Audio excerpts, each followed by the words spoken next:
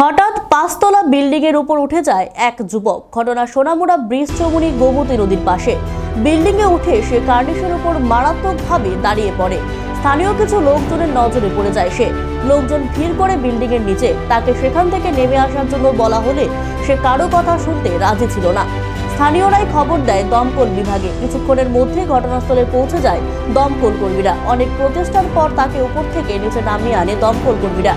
যুবকের নাম রুবেল হোসেন বলে জানা যায়। তার বাড়ি মেলাঘর কলমক্ষেত। স্থানীয় লোকজনদের ধারণা সে মানসিক সমস্যায় ভুগছে। কিছুদিন আগে তার বাবা মারা যায়। ফায়ার সার্ভিস কর্মীরা তাকে উদ্ধার করে সোনামুড়া থানায় নিয়ে আসে। জানা গেছে রুবেলকে মানসিক চিকিৎসার জন্য হাসপাতালে নিয়ে যাওয়া হবে।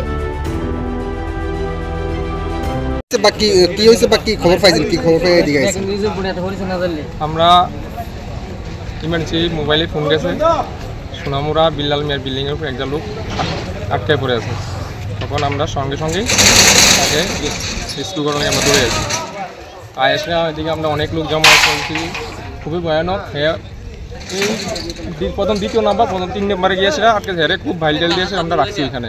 তো পরবর্তী সময়ে আমরা রূপাইন এসে হেরে আমরা লোকের সাহায্যে এবং রেড ডক্সের তারা ফায়ার সার্ভিস থানা মিলে আমরা তারা রেস্কিউ করে নামাইছি। কি নাম তার? তার নাম হচ্ছে রুবেল হোসেন। কি কারণ হতে পারে কোন জানতে পারছেন কি কারণ? সম্ভবত সে মনে হয় নেশাগ্রস্ত অবস্থা ছিল। বাড়ি কোন জায়গায়? একবারে কলমক্ষেত। আপনাদের ফায়ার সার্ভিসে এখানে কি নেট জাতীয় বা এমন কোনো কিছু রিস্কুর জন্য নেই নাকি? আমরা দেখলাম দীর্ঘ সময় আপনারা এসে দাঁড়িয়েছিল। এখানে নেটের কোনো ব্যবস্থা নেই। আমাদের শুধু রূপ লেডার এগুলি আছে। আপনারা উপরে জানিয়েছেন কিনা যে কোনো মুহূর্তে ইমার্জেন্সি মুহূর্তে আমরা কীভাবে আপনারা এই প্রক্রিয়া চালান, কাজ চালান?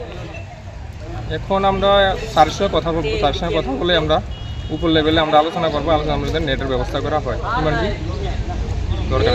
আপনার এই রেস্কিউর মধ্যে এই ছেলেকে উদ্ধার করতে, রুবেলকে উদ্ধার করতে কতটুকু সময় লেগেছে আপনাদের? প্রায় আমাদের 1.5 থেকে 2 ঘন্টা সময় লেগেছে। ঠিক। কীভাবে উঠতে পারে আপনার কাছে কি ধারণা হচ্ছে? সে কীভাবে উঠছে এখানে তো আমরা কোনো অপশান দেখতেছি না। তারপরে সে সম্ভবত বিল্ডিংয়ের কোনো কায়দা নিয়ে এসে আস্তে আস্তে করে সে উপরে উঠেছে।